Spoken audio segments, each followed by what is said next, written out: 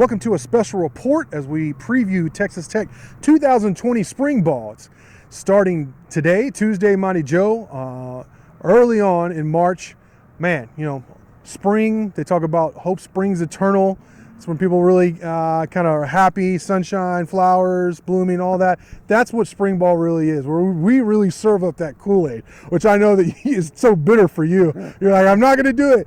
I start working on Mighty Joe from now until all the way up until the season, and he swears he's not going to do it again, but he always adds at least one extra win in the win column because of the Kool-Aid I'm serving out. But it starts today, and we're going to preview here what we're looking for from Texas Tech coming off pretty disappointing 4-8 season. It was the first year under Coach Matt Wells, but it's going to be a very new look type of team, Mighty Joe.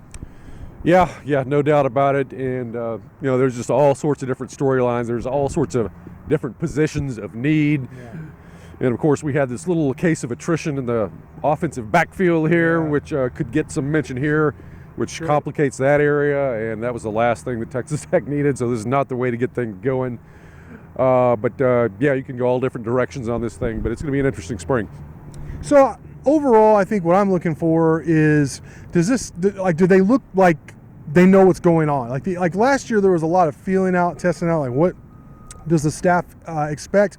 Coach Wells even said that they didn't watch a lot of film. They want to start fresh on a lot of these guys.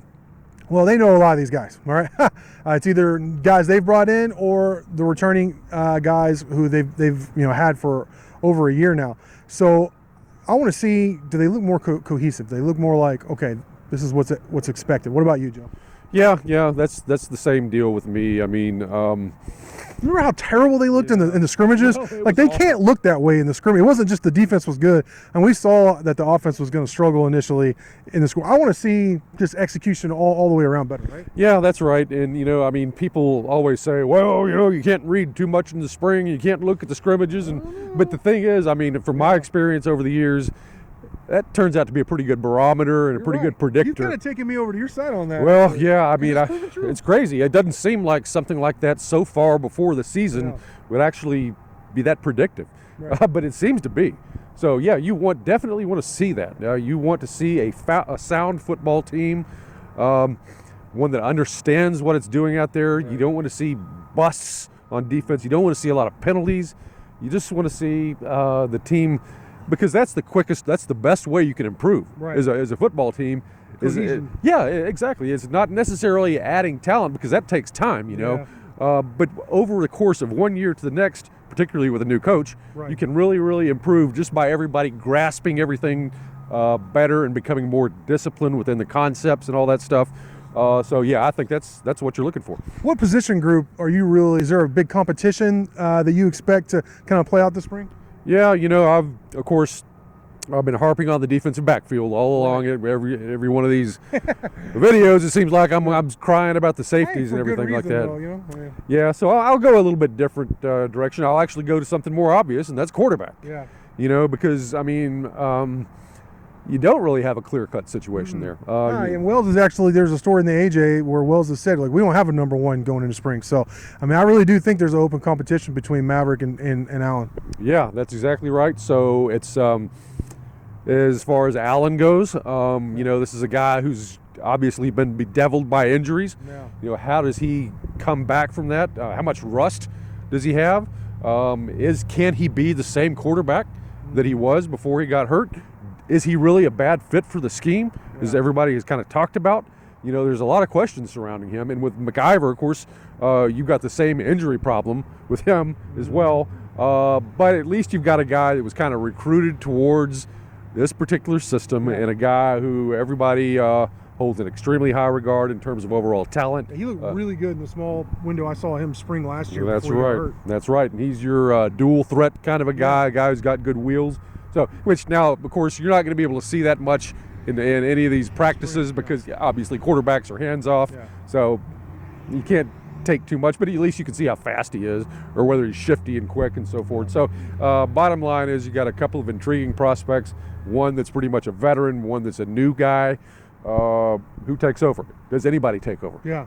Yeah. Oh, that's huge. I'm definitely going to be focused on that from day one. I think you're right on it. I am going to go on the other side of the ball and say defensive back because there's a lot of moving parts there.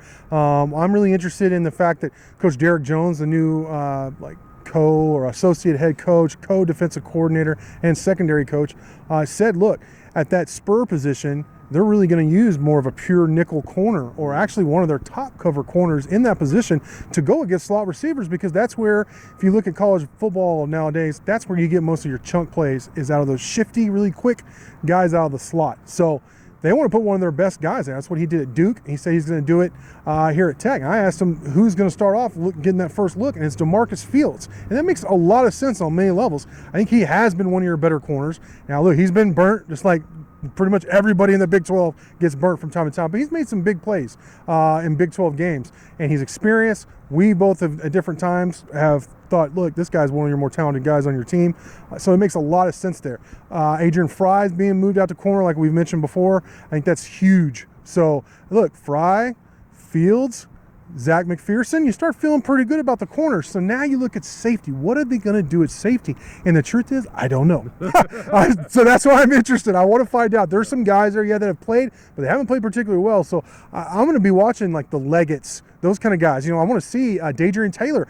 Is he going to be pulled over to the offense to play running back because of need? I don't know. Are they going to keep him at kind of a corner or maybe safety? There's a lot of questions, I think, on both sides of the ball. And for me, it starts at quarterback and safety, like you were talking about. So I'm interested to get into it. Maybe by the time you see this, or shortly after you see this, I'll have some notes up, earlier in the week, and we're going to get some glimpses into practice, get to see some of the guys, talk to some of the coaches and the players. So we'll have tons of content for you on Inside the Red Raiders throughout spring ball. So stay tuned. Maya Joe, great stuff from you as always. Thank y'all for watching, and until next time.